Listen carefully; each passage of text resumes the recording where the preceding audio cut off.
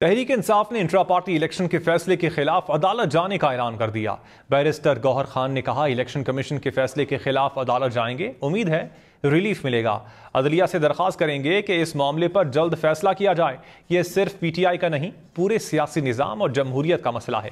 ये इंतखाबी निशान खत्म करके पीटीआई को 227 सीटों से महरूम रखना चाहते हैं।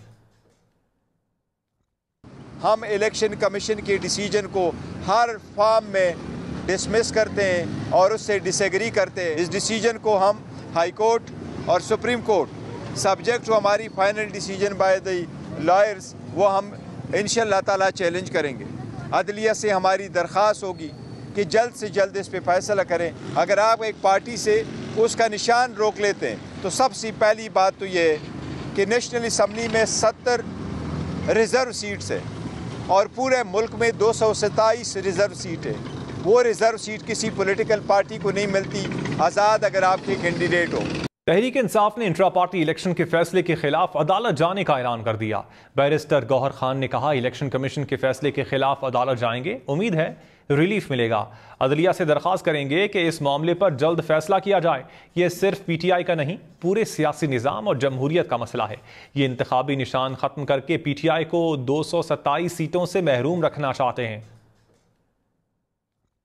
हम इलेक्शन कमीशन के डिसीजन को हर फॉर्म में डिसमिस करते हैं और उससे डिसएग्री करते हैं। इस डिसीजन को हम हाई कोर्ट और सुप्रीम कोर्ट सब्जेक्ट टू हमारी final decision by the lawyers वो हम इंशाअल्लाह ताला चैलेंज करेंगे। अदलिया से हमारी दरख्वास्त होगी कि जल्द से जल्द इस पे फैसला करें। अगर आप एक पार्टी से उसका निशान रोक लेते हैं तो सबसे पहली बात तो ये है कि नेशनल असम्बली में 70 रिज़र्व सीट्स है और पूरे मुल्क में 227 रिज़र्व सीट है। वो रिज़र्व सीट किसी पॉलिटिकल पार्टी को नहीं मिलती, आज़ाद अगर आपके कैंडिडेट हो। तहरीक इंसाफ ने इंट्रा पार्टी इलेक्शन के फैसले के खिलाफ अदालत जाने का ऐलान कर दिया। बैरिस्टर गौहर खान ने कहा, इलेक्शन कमीशन के फैसले के खिलाफ अदालत जाएंगे, उम्मीद है रिलीफ मिलेगा।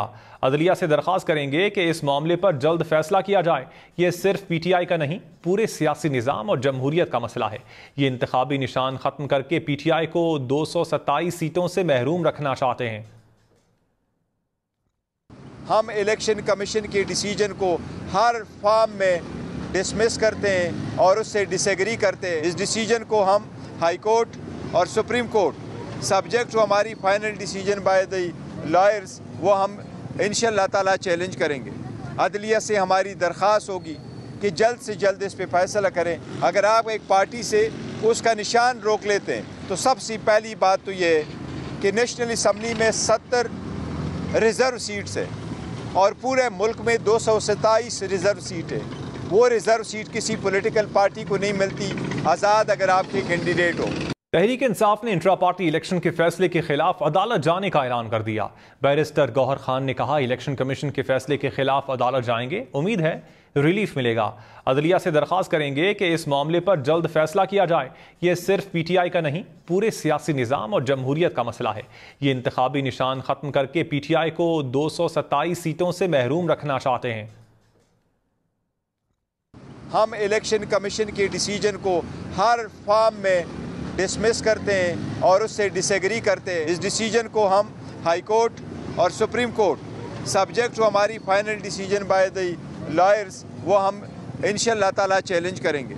अदलिया से हमारी दरख्वास्त होगी कि जल्द से जल्द इस पे फैसला करें। अगर आप एक पार्टी से उसका निशान रोक लेते हैं तो सबसे पहली बात तो ये है कि नेशनल असम्बली में 70 रिज़र्व सीट्स है और पूरे मुल्क में 227 रिज़र्व सीट है।